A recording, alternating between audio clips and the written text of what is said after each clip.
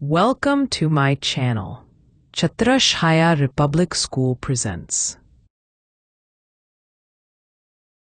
कभी सोचा है कि हमारे आसपास की ये दुनिया आखिर चलती कैसे है? कोई गेंद हवा में कैसे उड़ जाती है या एक दरवाजा कैसे खुलता है? इन सब के पीछे दो अदृश्य लेकिन बहुत ही शक्तिशाली कॉन्सेप्ट्स हैं, बल और दाब। तो चलिए आज इन्हीं छिपी हुई शक्तियों के रहस्य से पर्दा उठाते हैं। जरा सोचिए, हम दिन भर में कितनी ही बार चीजों को धकेलते हैं, खींचते हैं या उठाते हैं। फुटबॉल को किक मारना हो या दरवाजा खोलना, ये सब कितना आम लगता है ना? लेकिन क्या कभी रुककर सोचा है कि इन सभी एक्शंस के पीछे का विज्ञान क्या है? और पता है सबसे हैरान करने वाली बात क्या है? ये सारे अलग अलग काम, इन सबको सिर्फ एक, जी हाँ, सिर्फ एक आसान सा वैज्ञानिक सिद्धांत समझा सकता है। एक ऐसा शक्तिशाली आइडिया जो किक मारने, धकेलने और खींचने जैसी हर हरकत को एक साथ जोड़ता है। और वो कॉन्सेप्ट है बल, यानी कि फोर्स। आसान भाषा में कहें तो बल किसी भी चीज पर लगने वाला एक धक्का या खिंचाव है। लेकिन यहाँ एक बहुत जरूरी बात है, बल कभी अकेला काम नहीं करता। ये हमेशा दो चीजों के बीच एक इंटरैक्शन से ही पैदा होता है। तो ठीक है, बल एक धक्का या खिंचाव है। आसान लगता है ना? लेकिन असल दुनिया में कहानी थोड़ी और दिलचस्प हो जाती है, क्योंकि बल शायद ही कभी अकेला होता है। तो चलिए देखते हैं कि जब एक से ज्यादा बल एक साथ आ जाते हैं तब क्या होता है। एक सिचुएशन सोचिए, अगर दो लोग एक भारी बक्से को एक ही तरफ से धक्का दें तो क्या होगा? जाहिर है उनकी ताकतें जुड़ जाएंगी और बक्सा आसानी से खिसक जाएगा। लेकिन अगर वो आमने सामने से धक्का दें तो ये बिल्कुल रस्साकशी जैसा हो जाएगा। बक्सा उसी तरफ जाएगा जिस तरफ से ज्यादा जोर लग रहा है।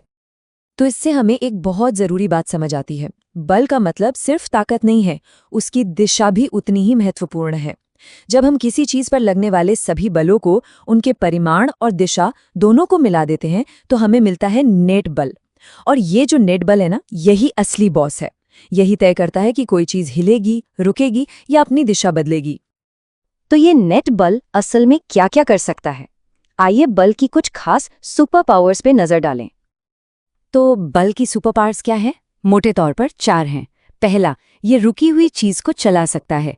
सोचिए फुटबॉल पर लगी एक जोरदार किक। दूसरा, ये चलती हुई चीज की स्पीड बदल सकता है, यानी उसे तेज या धीमा कर सकता है। तीसरा, ये उसकी दिशा बदल सकता है, जैसे कोई क्रिकेटर गेंद को बाउंड्री की ओर मोड़ देता है।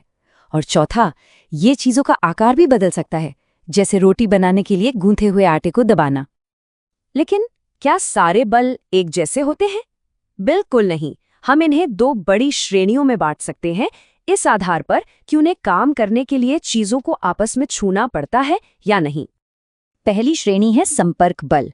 जैसा कि नाम से ही पता चलता है, इसके लिए चीजों का छूना जरूरी है। जब हम कोई वजन उठाते हैं तो ये हमारी मांसपेशियों का बल है। जब कोई गेंद लुढ़कते लुढ़कते रुक जाती है तो वो घर्षण बल के कारण होता है। और फिर आते हैं थोड़े रहस्यमयी असंपर्क बल, जो बिना छुए जादू की तरह काम करते हैं। एक चुंबक का लोहे की कीलों को खींचना या जिस गुरुत्वाकर्षण बल से सेब पेड़ से नीचे गिरता है, ये सब इसके बेहतरीन उदाहरण हैं।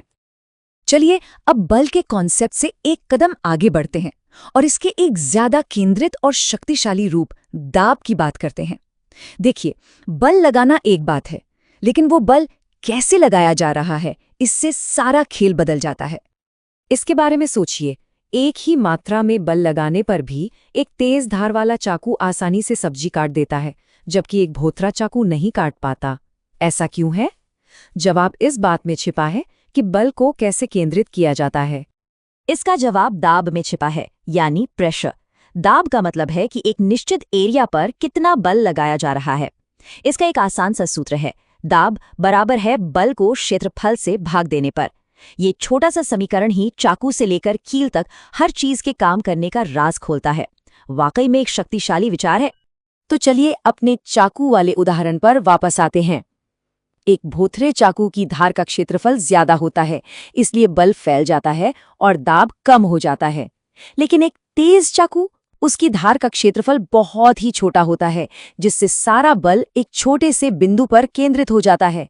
इसका नतीजा होता है बहुत ज्यादा दाब, इतना ज्यादा कि वो आसानी से काट सकता है। लेकिन दाब सिर्फ ठोस चीजों जैसे चाकू या कील तक ही सीमित नहीं है। ये हमारे चारों ओर मौजूद अदृश्य चीजों पर भी लागू होता है। क्या कभी सोचा है कि जिस हवा में हम सांस लेते हैं उसका भी अपना वजन और दाब होता है? ये एक महत्वपूर्ण नियम है। तरल पदार्थ यानी लिक्विड और गैस हमेशा अपने कंटेनर की दीवारों पर दाब डालते हैं। जैसे पानी बोतल के किनारों पर बाहर की ओर धकेलता है और हवा एक गुब्बारे को अंदर से फुलाती है। ये हर जगह होता है। और यही हमें एक चौंकाने वाले तथ्य की ओर ले जाता है, वायुमंडलीय दाब। हमारे ऊपर मीलों तक फैली हवा का वजन लगातार हम पर दबाव डाल रहा है। कितना? कल्पना कीजिए कि 15 बाय 15 सेंटीमीटर के एरिया पर लगभग 225 किलोग्राम का वजन रखा है। ये लगभग उतना ही दाब है जो हवा हमारे शरीर के हर छोटे हिस्से पर डाल रही है। अविश्वसनीय है ना? तो ये एक स्वाभाविक सवाल है। अगर हर समय हमारे ऊपर इतना ज्यादा बल है तो हम इसे महसूस क्यों नहीं करते? हम कुचल क्यों नहीं जाते? इसका जवाब एक शब्द में है, संतुलन। जिस तरह हवा बाहर से हम पर दबाव डाल रही है, ठीक उसी तरह हमारे शरीर के अंदर का दाब भी बाहर की ओर दबाव डाल रहा है। ये एक लगातार चलने वाली रस्साकशी है जिसमें दोनों टीमें बराबर मजबूत हैं। ये विरोधी बल एक दूसरे को पूरी तरह से संतुलित कर देते हैं और यही कारण है कि हम इस भारी वजन के नीचे कुचल नहीं जाते। वायु दाब की इस अविश्वसनीय शक्ति का प्रदर्शन 17वीं शताब्दी में एक प्रसिद्ध प्रयोग में किया गया था। एक वैज्ञानिक ऑटो वॉन गुइरिक ने 2 धातु के गोलार्धों को एक साथ जोड़ा और उनके अंदर की सारी हवा निकाल दी। फिर उन्होंने घोड़ों की टीमों को उन्हें खींचकर अलग करने के लिए कहा, लेकिन बाहरी हवा का दाब इतना ज्यादा था कि घोड़े भी उन्हें अलग नहीं कर पाए। ये दिखाता है कि हमारे चारों ओर की हवा कितनी शक्तिशाली है। तो बल और दाब सिर्फ पाठ्यपुस्तक के शब्द नहीं हैं, ये वो अदृश्य शक्तियां हैं जो हमारे चारों ओर की दुनिया को आकार देती हैं।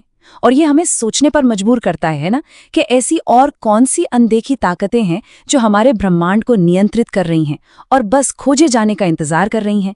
ये एक ऐसा सवाल है जो जिज्ञासा को हमेशा जिंदा रखता है।